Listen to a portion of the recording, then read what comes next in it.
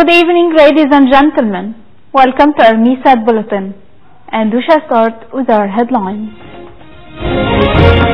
Israel places new limitations on cargo crossing into Gaza. Japan and the EU signed trade deal to eliminate nearly all tariffs. And moving on to our details, starting with the Mideast crisis. Israel placed new restrictions on its only cargo crossing with the Gaza Strip on Tuesday in response to continued Hamas hostilities, even after it agreed to a ceasefire ending 24 hours of intense fighting. Defense Minister Avigdor Lieberman said Israel will cease transferring gas and fuel through the Kerem Shalom crossing until Sunday, but will allow food and essential medication to cross. It's worth mentioning that commercial cargo was suspended last week. Lieberman also said Israel was tightening its naval blockade to limit Palestinians from sailing beyond 3 nautical miles off Gaza's coast. However, Israel previously allowed sailing up to 6 nautical miles.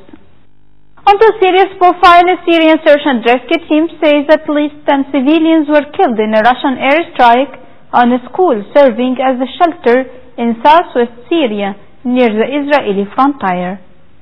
An official from the Syrian Civil Defense said the school building in the village of Ain el-Tina was being used to shelter families who have been forced to flee their homes amid the fighting. From another aspect, the International Rescue Committee says the government's advance has trapped tens of thousands of displaced Syrians along the Golan Heights. In Kabul, an Islamic State suicide bomber has killed 20 people in northern Afghanistan, including a Taliban commander. An Afghan official said the attack on Tuesday took place as village elders met with Taliban officials in the area.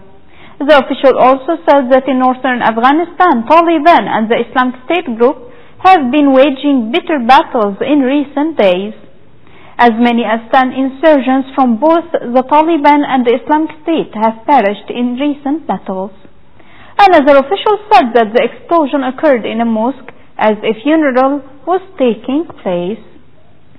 On the other side of the world, Britain's vote on its EU membership was a legitimate democratic exercise, according to what a spokesman for Prime Minister Theresa May said on Tuesday. The spokesman told reporters, "We are very clear that this was a legitimate democratic exercise in which the public delivered its opinion, and that is what we are going to be delivering on." His comments came after the officially designated Brexit campaign group was referred to the police over breaching spending rules. On another front, the spokesman said the outcome of President Donald Trump's meeting with his Russian counterpart Vladimir Putin in Helsinki on Monday does not undermine the strength of the transatlantic alliance. Meanwhile, the European Union Security Chief has urged the bloc's 28 members to work together to combat illegal extremist content on the Internet, saying there is far too much of it online. Security Commissioner Julian King said each attack in Europe over the last year had a link with online terrorist content. He also said on Tuesday that all EU members need to coordinate actions to prevent content from shifting from one country to another. King also said that the terror threat across Europe remains very high and isn't going away anytime soon. King's comments came after talks with the Cypriot Justice Minister.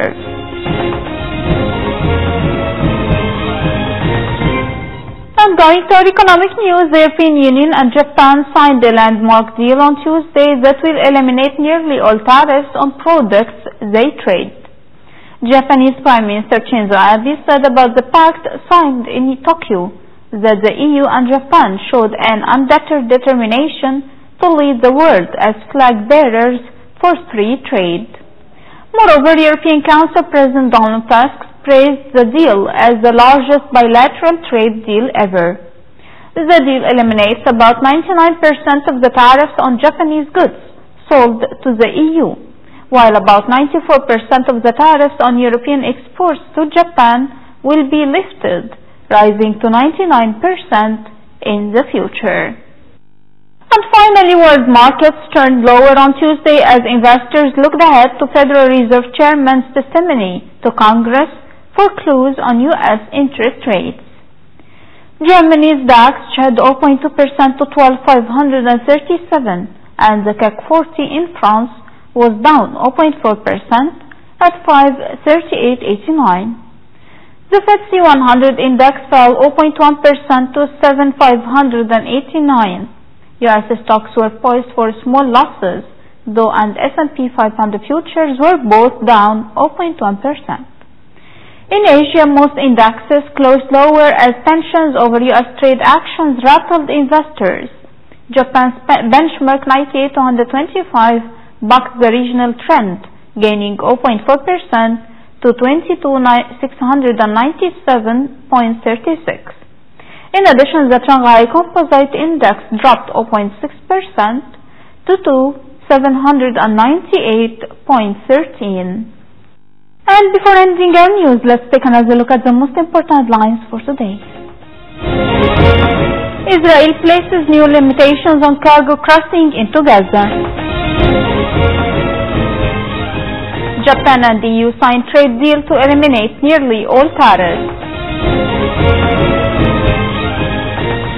And this was the end of our news bulletin for today. Thank you for watching.